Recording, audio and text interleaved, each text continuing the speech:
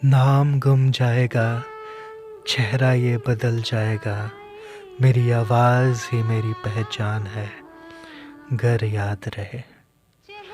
लता जी की आवाज़ ही उनकी पहचान थी, है और हमेशा रहेगी।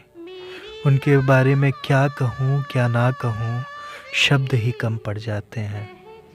कहना तो बहुत कुछ है, पर ज़ुबान थम सी जाती हैं जब जब उनका नाम ज़हन से आता है।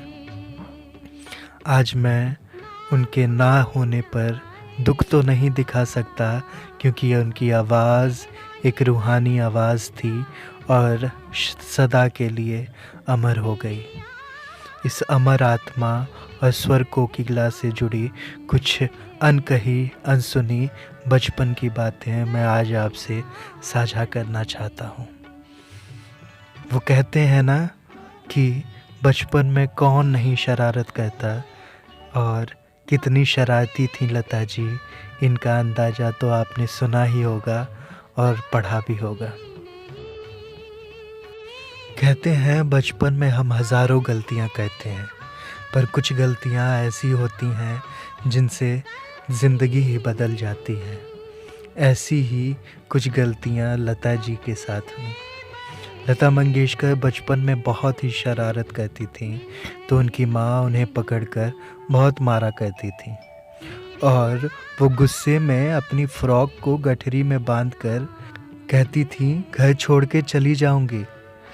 लता घर छोड़कर जब घर के पास वाली सड़क पर खड़ी हो जाती थी, तो उनकी माँ जल्दी से उनके पीछे भागती थी, क्योंकि घर के पास ही एक तालाब था, जिसके कारण उनकी माँ को डर लगता था कि कहीं वो तालाब में न गिर जाए। पर एक दिन ऐसा ही आया जब लता जी घर छोड़कर जाने लगी, तो उनके पिताजी ने कहा कि इसे घर छोड़ के जाने दो और कोई भी उसे रोकेगा नहीं। जब लता जी को लगा कि शायद उनके पिताजी मजाक कर रहे हैं, पर जब उन्होंने बार बार पीछे मुड़ के देखा तो कोई भी नहीं रोकने वाला था। लता मंगेशकर के पिताजी ने यह बात उन्हें बचपन में ही समझा दी थी कि क्या गलत है और क्या सही। तुम्हें ज़िंदगी में खुद आगे बढ़ना होगा, क्योंकि जब ज़िंदगी के मोड़ पर आप तन्हा चल रहे होते हैं तो कोई भी आपका साथ नहीं देता। उस समय आपको खुद ही फैसला लेना होता है।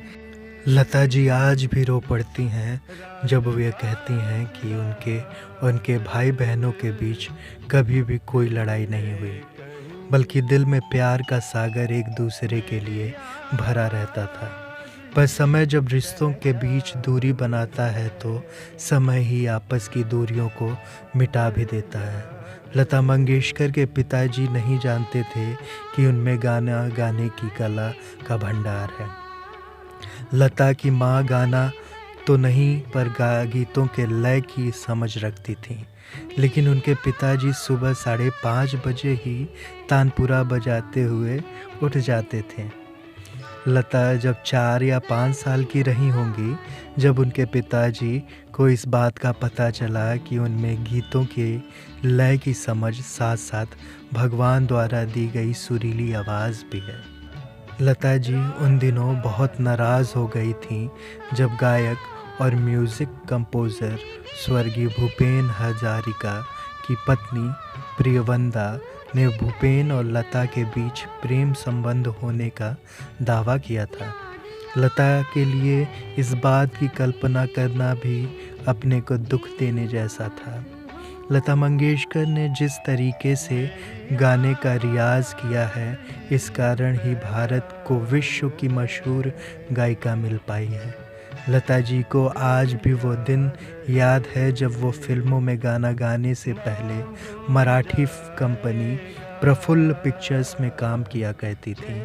मात्र 14 वर्ष की उम्र में लता फिल्मों में हीरो या हीरोइन की बहन का रोल अदा किया करती थीं, पर वो कभी भी अपने काम से निराश नहीं हुई और ज़िंदगी के हर कदम पर साहस के साथ आगे बढ़ती रही।